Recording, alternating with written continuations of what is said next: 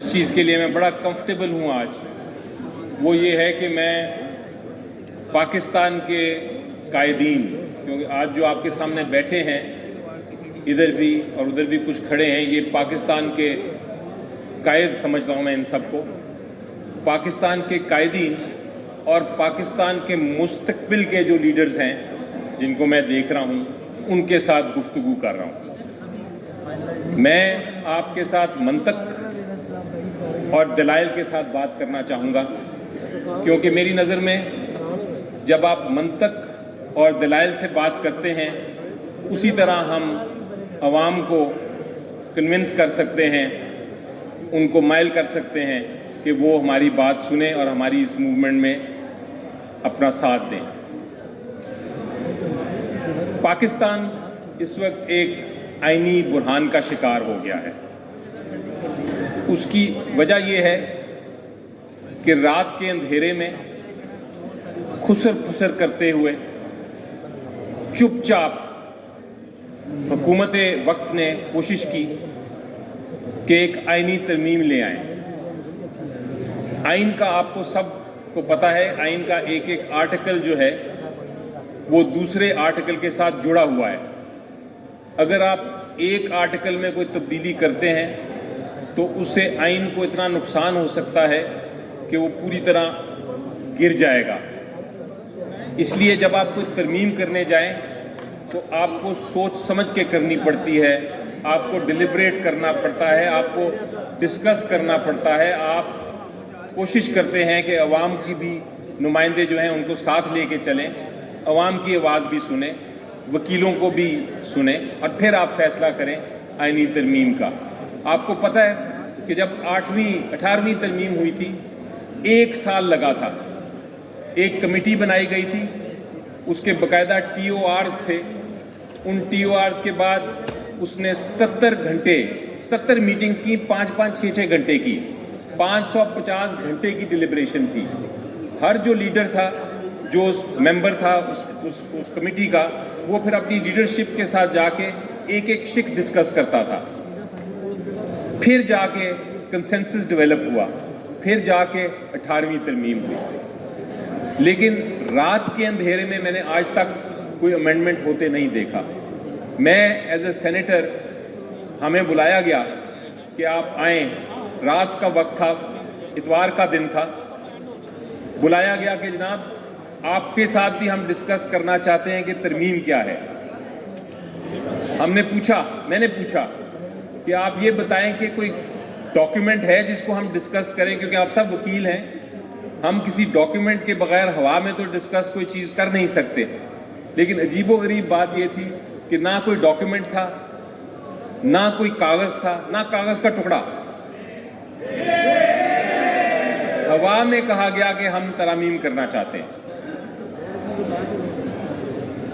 آپ کو پتہ ہے جب آپ ترمیم غلط کر دیں کسی قانون میں، ہم نے اپنی تاریخ میں، پاکستان نے اپنی تاریخ میں بہت سفر کیا ہے، بہت نقصان اٹھایا ہے غلط ترامیم کا، غلط آئین کا۔ آپ کو پتہ ہے 1956 کا آئین آیا تھا، کہا جاتا ہے کہ وہ اتنا غلط آئین تھا کہ اس کی وجہ سے مارشل لاء لگ گیا۔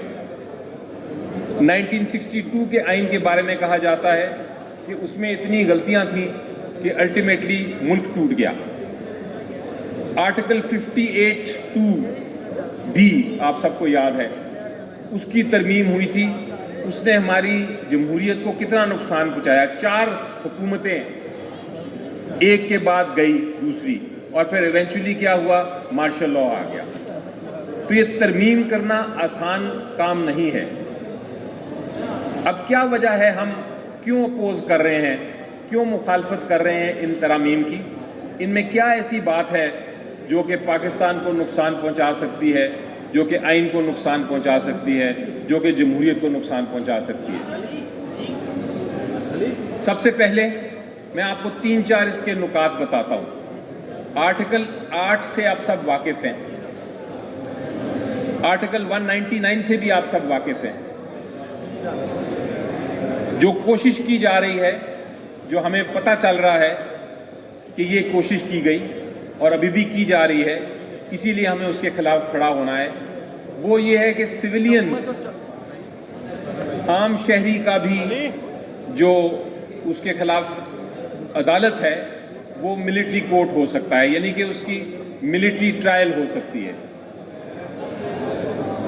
دوسری، آپ کو یاد ہے کہ ہمارے ایک معاشرے میں ایک لعنت تھی، اس کو ہماری عدالتوں نے اور ہم نے بھی کہا ہے کہ کینسر تھا، وہ کینسر تھا لوٹائزم کا۔ ہم نے جو اردو میں ایک لفظ انگریزی کا دیا ہے، لوٹاکسی کہتے ہیں اس کو، یعنی کہ ہارس ٹریڈنگ، جس میں یہ ہوتا ہے کہ آپ کے جو لوگ ہیں، آپ کے جو نمائندے ہیں پارلیمنٹ میں، وہ پیسے کی خاطر یا کسی اور لالچ کے لیے وہ اپنا ووٹ بیچ دیتے ہیں، اور اس کی وجہ سے جو اس کی وجہ سے جو پارلیمنٹ ہے اس میں پارلیمنٹری نظام بالکل ہمارا ختم ہو گیا تھا، کیونکہ پرائم منسٹرز بنتے تھے اور ٹوٹتے تھے اسی ضمیر کو بیچ کے۔ یہ لوٹاکریسی تھی۔ اس کے بعد آپ کو یاد ہے ہم نے ایک کیس کیا، میں اس میں وکیل تھا، جس میں ہم نے کہا کہ آرٹیکل 63A جو آئین میں آیا ہے، اور اس کی وجہ یہ تھی کہ وہ لوٹاکریسی کو روکنا تھا، لیکن آرٹیکل 63A یہ کہتا تھا کہ اگر آپ کسی کو ووٹ کرتے ہیں اپنے پارلیمنٹری لیڈر کے خلاف آئینی ترمیم کے معاملے میں یا ووٹ آف کانفیڈنس میں، تو پھر آپ نااہل ہو جائیں گے۔ تو لوگوں نے یہ کرنا شروع کر دیا کہ اپنے پرائسز بڑھا دیے، اپنی قیمت بڑھا دی، اور ہوتا یہ تھا کہ وہ ووٹ کرتے تھے، نااہل ہو جاتے تھے، قیمت وصول کر لیتے تھے، اور اس کے بعد پھر واپس آ جاتے تھے۔ اس چیز کو روکنے کے لیے آرٹیکل 63A کی تشریح کی سپریم کورٹ آف پاکستان نے، اور انہوں نے کہا، وہ پرنسپل آپ نے سب کو پتا ہے، the principle of the poisonous tree, کہ اگر ایک زہر ہے، زہریلا درخت ہے، تو پھر اس کا جو پھل ہے وہ بھی زہریلا ہوگا۔ تو اس پرنسپل پہ سپریم کورٹ نے کہا کہ یہ ووٹ آپ کاؤنٹ ہی نہیں کریں گے۔ اگر آپ نے پیسے لے کے یا کسی لالچ سے اپنا ضمیر بیچ کے آپ نے لوٹائزم کیا اور آپ نے اپنا ووٹ بیچا اور آپ نے ووٹ کر دیا، تو آپ کا ووٹ کاؤنٹ ہی نہیں ہوگا۔ تو یہ جو ترمیم آ رہی ہے، اس میں واپس کوشش ہو رہی ہے کہ اس ووٹ کو کاؤنٹ کیا جائے۔ یہ ملاوٹ کر رہے ہیں جمہوریت کے ساتھ، اس لیے ہم اپوز کر رہے ہیں۔ تیسری چیز اس امینڈمنٹس میں یہ لے کے آنے کی کوشش کر رہے ہیں، وہ میں آپ کے ساتھ منطق اور لاجک کی بات کر رہا ہوں، تاکہ کیونکہ آپ میرے ساتھی ہیں، بہت سارے لوگوں کے ساتھ میری خواہش بھی ہے کہ میں عدالت میں پیش ہوں، کافیوں کے ساتھ میں پیش بھی ہوا ہوں، مجھے پتہ ہے آپ کس طرح سوچتے ہیں۔ تیسری چیز جو بڑی اہم کوشش ہو رہی ہے وہ یہ ہے کہ ایج بڑھا دی جائے۔ اب صرف ایج بڑھانے میں جج صاحبان کی ہمیں کوئی پرابلم نہیں ہونا چاہیے، لیکن اگر اس ایج بڑھانے کی نیت کچھ اور ہے، نیت اگر خراب ہے، تو پھر ہمیں اس کو اپوز کرنا ہے۔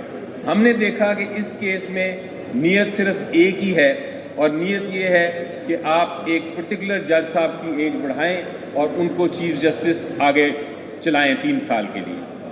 اس میں کیا لاجک ہے، کیا منطق ہے، وہ حکومت کی خواہش ہے، وہ خواہش پوری نہیں ہوگی، لیکن خواہش ہے کہ ہم ایک خاص مخصوص شخص کو چاہتے ہیں، ہم یہ بھی نہیں ہونے دیں گے۔ چوتھی چیز اس کی جو ایک بہت میجر وہ ایک سرجری کرنے جا رہے ہیں، وہ کہتے ہیں ہم ایک نئی عدالت بنائیں گے، اس کو کہتے ہیں ہم آئینی عدالت ہے۔ چلیں، یہ بھی ایک بحث کی بات ہے کہ آئینی عدالت ہونی چاہیے یا نہیں ہونی چاہیے، لیکن اس کے لیے آپ کو بہت سوچ سمجھ کے آگے چلنا ہے۔ یہ نہیں ہو سکتا کہ آپ راتوں رات کے اندھیرے میں کہیں کہ ہم آئینی عدالت بنا رہے ہیں اور ساری قوم جو ہے وہ مان جائے۔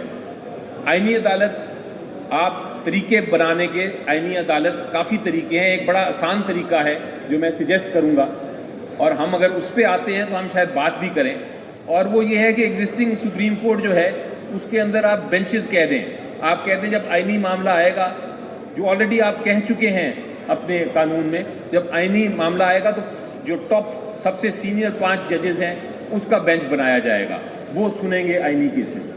تو آئینی عدالتوں کا بھی طریقہ کار ہے۔ ہمیں کہا جاتا ہے کہ جناب ہم اس لیے کر رہے ہیں، یہ ایک بیانیہ آیا، ہم اس لیے کر رہے ہیں کہ ہم یہ ریفارم کرنا چاہتے ہیں۔ جج صاحبان جو ہیں وہ آپ کی بات تو مانتے نہیں ہیں. آپ کے جو وکیلوں کے مسائل ہیں اس وقت تو وہ کھڑے نہیں ہوتے. وہ پالیسی میٹرز میں بھی مداخلت کرتے ہیں, وہ سیاسی معاملوں پہ بھی مداخلت کرتے ہیں, وہ میڈیا کے ساتھ اپنی شہرت کے لیے آبزرویشنز دیتے ہیں. تو آپ وکلا کیوں ان کے لیے کھڑے ہیں؟ ہم یہ ریفارم کرنا چاہتے ہیں, اس کے لیے ہم قوانین لے کے آ رہے ہیں. تو میں یہ کہتا ہوں اس کے جواب میں یہ کہتا ہوں کہ اس وقت جنگ اصولوں کی ہے اور طاقت کے خلاف ہے. اور اصول کی بات یہ ہے کہ ہم وکیل جب ایک اپنا یہ پیشہ اپناتے ہیں تو ہمارے اوپر بہت ساری ذمہ داریاں آ جاتی ہیں. یہ ایک ایسا پیشہ ہے جس میں آپ یقین کریں کہ آپ کی ذمہ داریاں زیادہ ہیں, فائدے کم. اور 3 ذمہ داریوں کا میں آپ کو ذکر کرنا چاہتا ہوں. وہ ذمہ داری کیا ہے؟ وہ پارٹی سے بالاتر ہو کے, وہ کسی گروپ سے بالاتر ہو کے آپ بات کریں گے پرنسپل کی, اصول کی. اور وہ بات کیا ہے؟ یہ 3 اصول جو ہیں, جمہوریت پہ اگر کوئی حملہ کرے گا, کوئی بھی ہو, جوڈیشری اگر جمہوریت کے خلاف کوئی آرڈر پاس کرتی ہے ہم ان کے پہ تنقید کریں گے, اور اگر کوئی اور طاقت کوشش کرے گی جمہوریت کو ہلانے کی, اس کو نقصان پہنچانے کی, تو پھر ہم اس سے بھی مقابلہ کریں گے. یہ پہلا اصول ہے. دوسرا اصول یہ ہے کہ اگر ہم بات کرتے ہیں قانون کی حکمرانی کی, کیونکہ ہمارا کام ہے کتابوں سے, دلائل سے لوگوں کو کنونس کرنا, ان کو قائل کرنا اپنی بات پہ. اگر کوئی قانون کی حکمرانی کے خلاف کوئی بات کرے گا, ہمارا فرض ہے, اس پیشے کا فرض ہے کہ ہم کھڑے ہو کے اس کا بھی مقابلہ کریں. اگر سڑکوں پہ آ کے پروٹیسٹ کرنا پڑے تو ہم پھر وہ بھی کریں. اور تیسری بھی بڑی اہم چیز ہے, اور وہ یہ ہے کہ اگر کوئی ہماری جوڈیشری کی آزادی, میں ججز کو آپ چھوڑ دیجئے, جج کی پرسنالٹیز کو چھوڑ دیں, جوڈیشری کی, عدلیہ کی آزادی کی اگر کوئی بات کرتا ہے, اگر اس کو نقصان پہنچانے کی کوشش کرتا ہے, تو اس کی حفاظت کرنا بھی ہمارا فرض ہے. یہ ہمارے پیشے کا فرض ہے. جب ہم کالے کوٹ کی بات کرتے ہیں تو صرف کالا کوٹ نہیں, میری نظر میں اس کے ساتھ پوری ذمہ داری ہے قوم کی. قوم ہمیں دیکھتی ہے کہ یہ لوگ بڑے سویلائز لوگ ہیں, یہ لوگ بڑے عقل مند لوگ ہیں, یہ بڑے پڑھے لکھے لوگ ہیں, یہ اچھی باتیں کرتے ہیں. تو ہم نے دکھایا ہے اس ہال سے, اسی بار نے, یہاں بار کے پریزیڈنٹس کی بھی تصویریں ہیں اور ججز کی بھی اس کورٹ کی تصویریں ہیں. اسی بار نے دکھایا ہے کہ جب بھی ضرورت پڑی ہے قوم کو ان 3 اصولوں کے لیے تو پھر ایک موومنٹ چلی ہے. تو میں آج وارننگ دینا چاہتا ہوں کہ آپ اس ہارنٹس نیسٹ کو نہ چھیڑیں. یہ ایک پاکستان کی عوام کا دل ہے اور دماغ ہے. ان کو نہ چھیڑیں, کیونکہ ایک بار یہ آ گئے باہر تو پھر پوری قوم ان کے پیچھے لگے گی. اس لیے رک جائیں, ابھی جو آپ کرنے جا رہے ہیں رک جائیں. آپ کے پاس نمبرز بھی نہیں ہیں بائی دا وے, یہ بھی میں آپ کو بتا دوں. ان کا خیال ہے کہ یہ نمبرز لے آئیں گے, ان کے پاس نمبرز بھی نہیں ہیں, ابھی یہ ہوا میں ہی باتیں کیے جا رہے ہیں. لیکن یہ اچھی بات یہ ہے کہ وکلا ان ہوا کی باتوں کو بھی دیکھتے ہوئے اکٹھے ہو گئے ہیں اور کہہ رہے ہیں کہ نہیں, بس اور نہیں. اور یہی میرا میسج ہوگا آپ کو, منطق سے, دلائل سے اپنی سوسائٹی کو اپنے ساتھ کریں, ان کو بتائیں کہ یہ کتنا بڑا نقصان ہونے جا رہا ہے اور اس نقصان کو ہم کبھی کسی صورت میں منظور نہیں کریں گے. یہ پوائنٹس ہیں جو ہم نے بار بار ریپیٹ کرنے ہیں, اور انشاءاللہ آپ کے ساتھ, میں آپ کے ساتھ ہوں اور آپ میرے ساتھ ہیں, اور جب تک ہم اکٹھے ہیں انشاءاللہ ہماری جیت ہوگی. Thank you very much.